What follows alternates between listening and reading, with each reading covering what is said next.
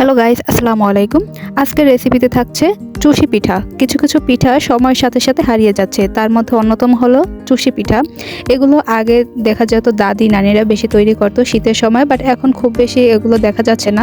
তো আজকের রেসিপিতে আমি আগেকার দিনের পিঠা তৈরি করে দেখাবো। আশা করছি আপনাদের ভিডিওটি ভালো লাগবে। ভালো লেগে থাকলে অবশ্যই ভিডিওতে like, comment, share and subscribe করে দেবেন। পাশে থাকা বেল আইকনটা অন করে দেবেন যাতে পরবর্তী ভিডিও নোটিফিকেশন সর্বপ্রথম আপনার কাছে পৌঁছায়। তো চলুন ভিডিও শুরু করা যাক। আমি আজকে যেহেতু শীতকালীন পিঠা অর্থাৎ চুষি পিঠা তৈরি করব, তাই চুলায় একটি কড়াই বসিয়ে দিয়েছি।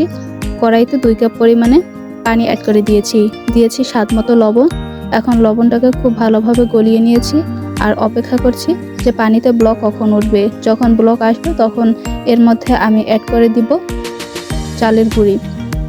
এই চুষি পিঠা তৈরি করার জন্য চালের গুঁড়ি বেশ গুরুত্বপূর্ণ। আর এখানে 2 কাপ পানির জন্য আমি 2 কাপ শুকনো চালের গুঁড়ো নিয়েছি।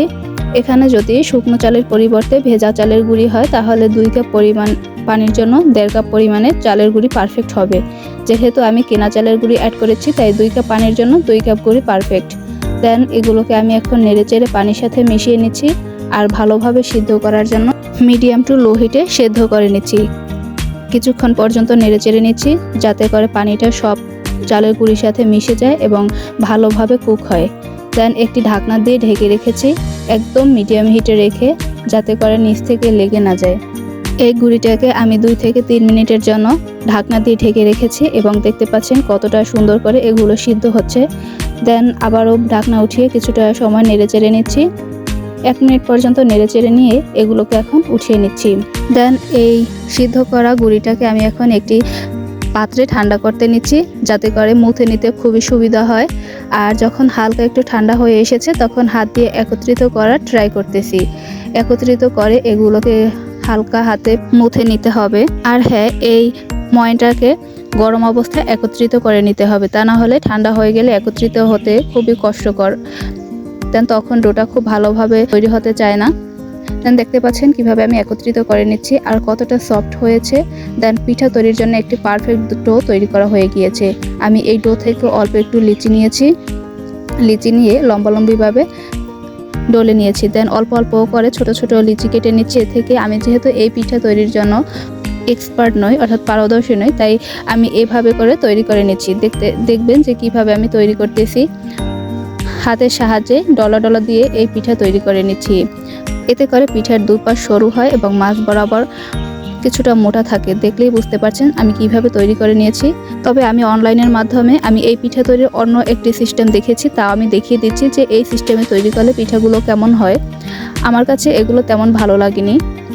তবে এই পদ্ধতিতে যদি আপনারা পারফেক্টভাবে তৈরি করতে পারেন তাহলে ভালো, তবে আমার এটির পারফেক্টভাবে তৈরি হয়নি। দেখতে পাচ্ছেন চিকন চিকন করে কেমন পড়েছে। এগুলোতে পিঠা কিভাবে হয় তা আমার জানা নেই, তবে আপনারা যদি এই বিষয়ে পারদর্শী হন তবে অবশ্যই কমেন্ট বক্সে জানিয়ে দিবেন।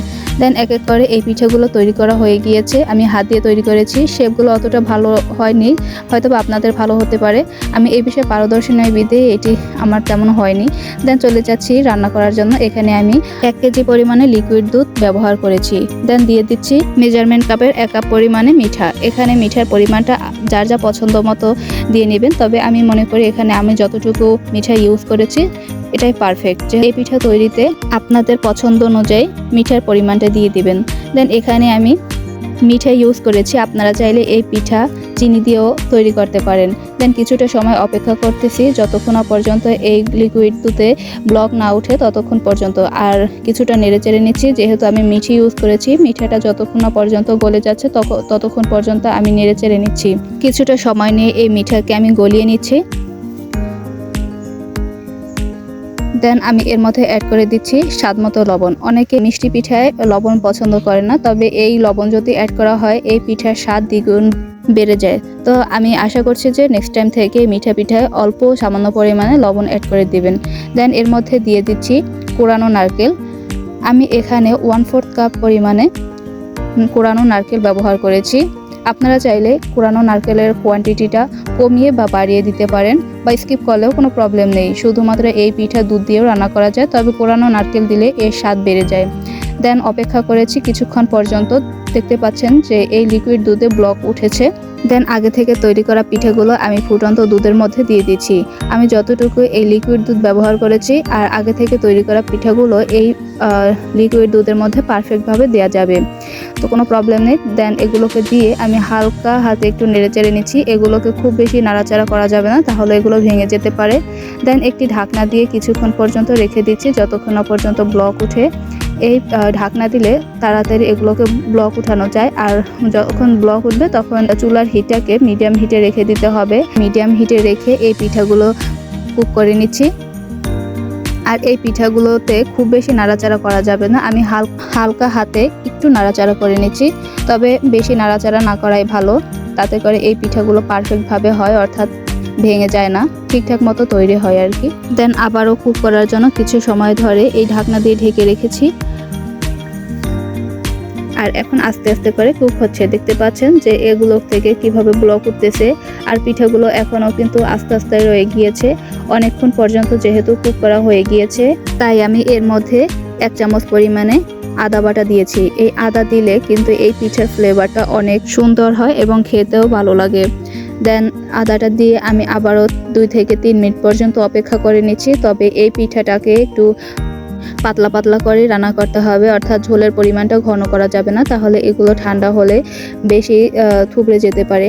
দেন আমি এখন চুলাটা বন্ধ করে দিয়েছি। আর দেখতে পাচ্ছেন কতটা পরিমাণে আমি লিকুইড রেখেছি।